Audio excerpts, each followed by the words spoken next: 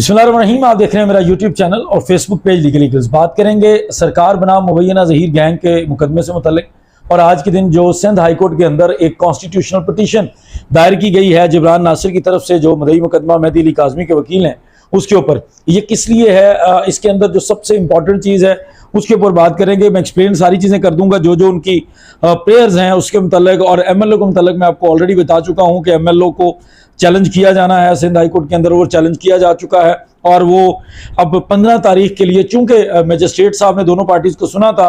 उसके बाद revisional court ने दोनों पार्टीज को सुना था, तो हाई कोर्ट ने भी ये मुनासिब समझा है कि दोनों पार्टीज को सुनने के बाद ही उसका कोई फैसला किया जाए। लेकिन उसमें बहुत लंबी तारीख नहीं है। मंडे, कमिंग मंडे जो है 15 तारीख बनती है, 15 अगस्त को उसकी हियरिंग होगी सिंध हाई कोर्ट के सामने। और उसके अंदर इंशाल्लाह ताला MLO का जो है वो फैसला हो जाएगा। सिंध हाई कोर्ट इस चीज़ के मुतल्लिक जो है वो फैसला जारी कर देगी कि MLO होना चाहिए बच्ची का या नहीं। लेकिन आज के दिन जो कॉन्स्टिट्यूशनल पिटीशन दायर की गई है वो बड़ी इंपॉर्टेंट है। आपको याद होगा कि बहुत अरसा पहले से ये बात हो रही है इस मुकदमे के अंदर कि इस मुकदमे की सुपरविजन करवाई जाए हाई कोर्ट से। इस मुकदमे की सुपरविजन के लिए हाई कोर्ट को रिक्वेस्ट की जाए, दरख्वास्त की जाए कि ये जो हैंकी पैंकी करती है सिंध पुलिस, ये जो आए दिन सिंध पुलिस जो है वो कभी प्रोग्रेस रिपोर्ट के अंदर कौन सी दफात लगा देती है, कभी निकाल देती है, कभी किसी बंदे को निकालने के लिए उसके कवायफ का बहाना बना लिया जाता है, कभी इन जिन मफरूर मुलजमान जो लाहौर के अंदर बैठे हैं उनके बारे में 512 का चलान दे दिया जाता है, बजाय उनको इश्तिहारियों को, मफरूरों को गिरफ्तार करके ले जाया जाए, उनके ऊपर कोई पाबंदियां लगाई जाएं, बल्कि उनको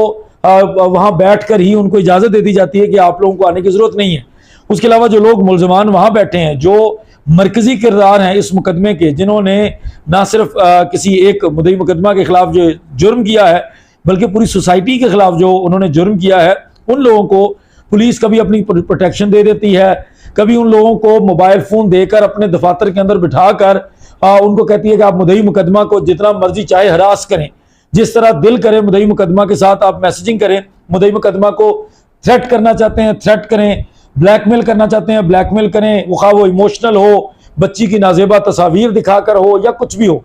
तो ये जो सारी कार्रवाइयां चल रही हैं, इनको रोकने के लिए जरूरी था कि सिंध हाई कोर्ट एक आईनी अदालत जो है वो इसकी सुपरविजन अपने जिम्मे ले ले, ताकि ये जो पुलिस वालों को बार बार जो भी नया तफ्तीशी आता है उनके ऊपर कोई इन्फ्लुएंस आ जाता है, वो उस इन्फ्लुएंस की वजह से दोबारा मुकदमे को खराब करने की कोशिश करते हैं, तो वो ना हो।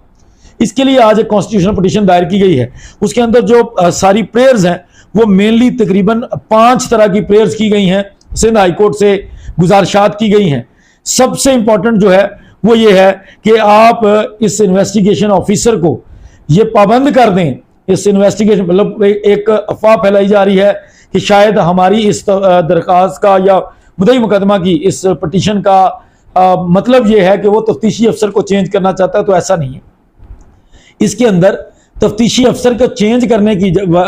बात नहीं की गई, बल्कि तफ्तीश को सुपरवाइज करने के लिए पुलिस के ऑफिसर को भी बढ़ाने की बात की गई है कि पहले अगर SSP रैंक या SP रैंक का बंदा इसकी डिटेल ले रहा है या DSP रैंक का बंदा इसको तफ्तीश कर रहा है, तो अब यह किया जाए कि तफ्तीश को बाज़ाब्ता तौर पर सुपरवाइज करे डिप्टी इंस्पेक्टर जनरल पुलिस, जो DIG होता है, DIG रैंक का बंदा जो है वो इसकी बाकायदा तौर पर सुपरविजन करे। उसके बाद जो पहली मेन प्रेयर इसके अंदर की गई है कि जो IO साहब हैं, IO साहब को पाबंद करें कि वो आपको रिपोर्ट्स जमा करवाएं, जो भी वो तफ्तीश करें उसकी रिपोर्ट इस कोर्ट के अंदर, मतलब सिंध हाई कोर्ट के अंदर जमा करवाए, ताकि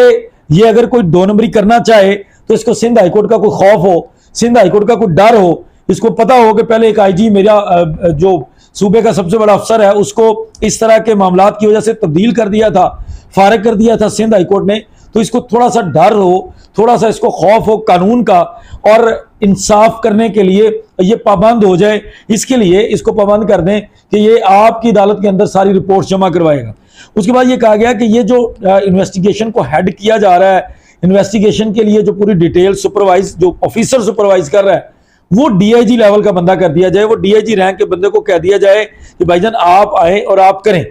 उसके अलावा उन्होंने, चूंकि जिब्रान नासिर का ये क्लेम है कि पुलिस को पता ही नहीं है कि ये जो Sindh child marriage restraint act है, इसके जो रूल्स हैं वो कहते क्या हैं, वो बेखबर हैं, उनको कानून का कोई नहीं पता, और सिंध पुलिस मुंह उठा के काम किए जा रही है, उसको पता ही नहीं है। जैसे बहुत अरसा किसी को पता ही नहीं चला कि बच्ची की आइडेंटिटी को डिस्क्लोज नहीं करना, बच्ची की लोकेशन को डिस्क्लोज नहीं करना, ये बातें भी जब जिब्रान नासिर ने पॉइंट आउट की तब जाकर अदालत का कोई फैसला आया और इन लोगों को समझ आई कि ये काम नहीं करना, ये काम गलत है। लेकिन ये पहले हो रहा था, इसलिए उन्होंने कहा कि जनाब इनसे एक तो इनको कहें कि जो रूल्स हैं, जो कानून है उसकी पासदारी करें, इनको पता होना चाहिए, कानून को पढ़ लें। उसके अलावा जिब्रान नासिर ने यह गुजारिश की है सिंध हाईकोर्ट से कि जनाब ये जो मामला है ये बड़ा सेंसिटिव है, ये चाइल्ड मैरिज से मुतल्लक है, सेक्सुअल असॉल्ट से मुतल्लक है, इसमें बेशुमार ऐसी चीज़ें हैं जिनके अंदर ज़रूरी है कि उसके SOPs, उसके रूल्स को बाज़ाब्ता तौर पर पुलिस इंप्लीमेंट करे, उसके SOPs को यहाँ सबमिट करे।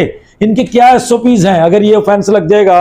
अगर ये ऑफेंस लग जाएगा उसके लिए क्या SOPs हैं, अगर ये केस इस तरफ चला जाएगा उसके लिए क्या SOPs हैं, ये हर चीज़ की रिपोर्ट सबमिट करे। क्योंकि हमें ये लगता है कि उनको पता ही नहीं है, कोई SOPs नहीं है, कोई इस तरह का मामला नहीं है कि ये लोग बाज़ाब्ता तौर पर जो कानून है, जो रूल्स हैं, कवायद व ज़वाबित हैं, उनको फॉलो कर रहे हों। तो ये सारी चीज़ें यहाँ जमा करवाएं। उसके बाद जिस तरह आप लोगों ने वो चैट देखी जो मंजर-ए-आम पर आई है, जिसके अंदर मुलज़म जो है वो पुलिस की कस्टडी में बैठकर, पुलिस की तहवील में तो नहीं, पुलिस की हिफाजत में बैठकर, पुलिस के प्रोटोकॉल में बैठकर मुद्दई मुकदमा को थ्रेट कर रहा है, उसको हरासा कर रहा है, उसको ब्लैकमेल कर रहा है, उसको तरीके से बहला रहा है कि उसको ये बता रहा है, पहले तो अपनी जगह बता रहा है कि चूंकि मैं यहाँ बैठा हूँ क्या कि मुद्दई मुकदमा डर जाए और मुद्दई मुकदमा जो है वो ये समझे कि जिस बंदे के इतने बड़े हाथ हैं जो पुलिस के पास बैठकर मुझे मेरे साथ इस तरह से बात कर सकता है, वो कुछ भी कर सकता है और मुद्दई मुकदमा इस मुकदमे से पीछे हट जाए। उसके बाद इनकी तरफ से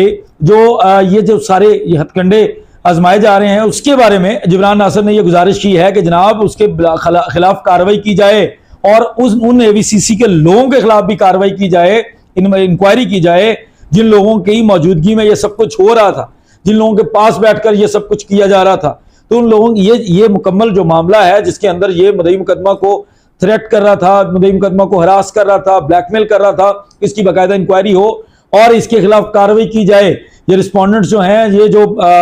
तफ्तीशी साहब या बाकी लोग हैं, जो बड़े अफसरान जिनको पार्टी बनाया गया है, इन लोगों को कहें कि ये इनके खिलाफ कार्रवाई करें। उसके बाद ये गुजारिश की गई है कि चूंकि आज जब ये पिटीशन दायर हुई, आज 12 तारीख है, जुमे वाला दिन है और कल 13 तारीख को अदालत के अंदर चलान पेश होना है। चलान दिया जाना है सईद रिंद जो DSP हैं, जो तफ्तीशी अफसर हैं चौथे, उनकी तरफ से एक चलान पेश किया जाना है कि वो मुकदमा क्या चलाना चाहते हैं। अब चूंकि वो प्रोग्रेस रिपोर्ट में अपना माइंड डिस्क्लोज कर चुके हैं, वो प्रोग्रेस रिपोर्ट के अंदर ये बात का जिक्र कर चुके हैं कि जनाब हमने तो इतने सारे लोगों को छोड़ देना है, हमने तो ये दफात भी नहीं लगानी, ये दफात भी नहीं लगानी। हाँ, हमने नॉन बेलेबल ऑफेंसेस जरूर लगाए हैं, लेकिन हम ये जो बड़ी दफात हैं जिसमें रेप है और जिसमें 364A है, इसको हम निकाल रहे हैं। तो वो जो उनकी प्रोग्रेस रिपोर्ट है, जो उनका माइंडसेट आया है, जो अचानक से चेंज हुआ है बगैर किसी तहकीक के, बगैर किसी तफ्तीश के, 28 तारीख की प्रोग्रेस रिपोर्ट के बाद